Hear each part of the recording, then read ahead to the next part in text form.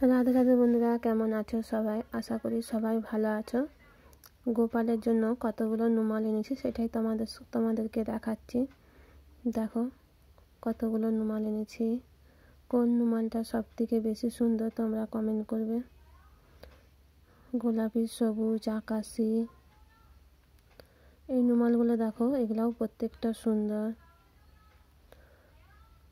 আমাকে নুমাল কিনতে খুব ভালো লাগে, তাই যখনই যাই নুমাল কিনে আনি।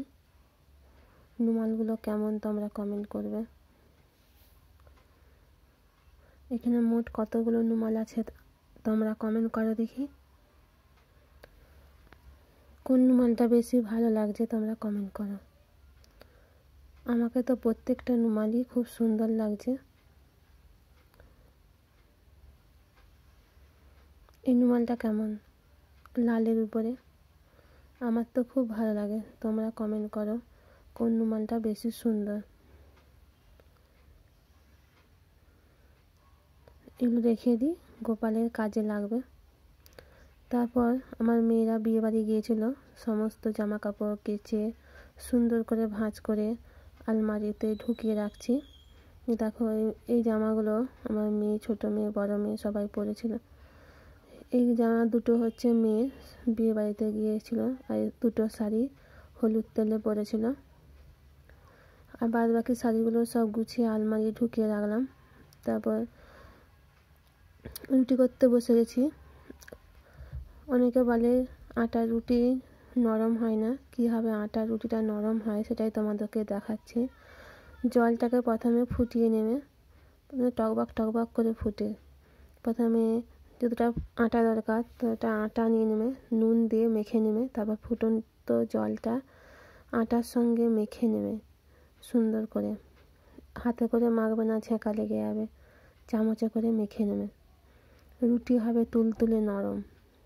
5 মিনিট পরে একটু হালকা গরম থাকতে থাকতে আটাটা মেখে নেবে।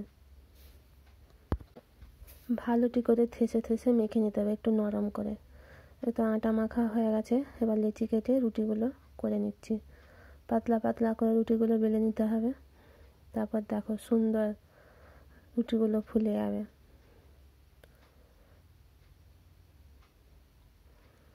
আমি এইভাবেই রুটি করি, রুটি হয় নরম তুলতুলে। একদিন রয়ে গেলেও রুটি নরম তুলতুলেই থাকে। এইভাবেই আমি দুপুরবেলায় রুটিটাও করে নিলাম।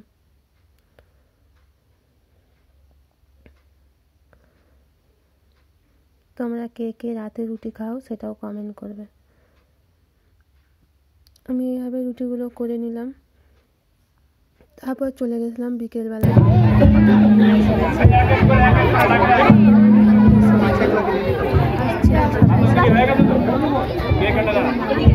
কি সেজেছো তুমি? এবার গো কি সেজেছো?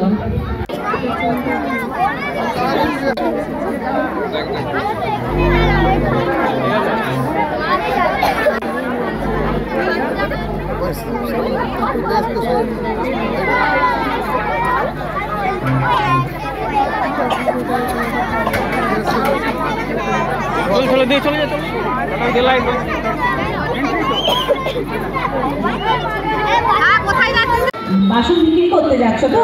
তো কেমন করে বিক্রি করবে একটু শোনাও দেখি। জোরে জোরে, এরা বলো তো শুনতে পাবে না কেউ। বাসন কি করে নেবে? জোরে বলো। আরে জোরে বল, তোর আওয়াজ শুনে তো লোক কিনতে আসবে বাসন। আমি 2016 সালে এসএসসি পরীক্ষা দিয়েছিলাম, কিন্তু অযোগ্য চাকরি প্রার্থীরা লক্ষ লক্ষ টাকা দিয়ে ঘুষ দিয়ে আমার চাকরিটি কিনে নিয়েছে। কিন্তু আমি যোগ্য চাকরি প্রার্থী, চাকরি পাইনি। আমার এসএসসি পরীক্ষা অনেক ভালো হয়েছিল, আমি চাকরি পাইনি। সব কিছুই দুর্নীতি। আজকে আমার বাড়িতে মা বাবা সবাই অসুস্থ। আমার কাছে টাকা নেই যে তাদের আমি ডাক্তার দেখাবো। বাড়িতে দুটো ভাত নেই যে আমি খাবো।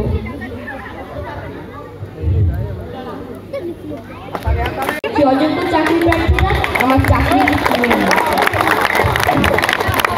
তুমি কি জানো এই চাকরি বিক্রির জন্য আমাদের রাজ্যের কোনো মন্ত্রী ভেবে গিয়েছে?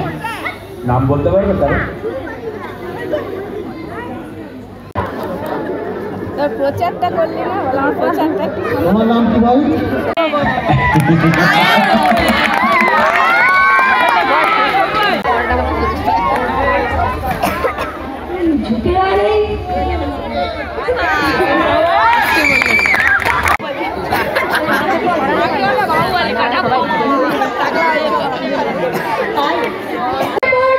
আনলিমিটেড তরকারি, একটা সেদ্ধ ডিম, এক টুকরো পেঁয়াজ, একটা কাঁচা লঙ্কা, মাত্র 30 টাকা। বাবা 50 টাকা হয়ে গেছে।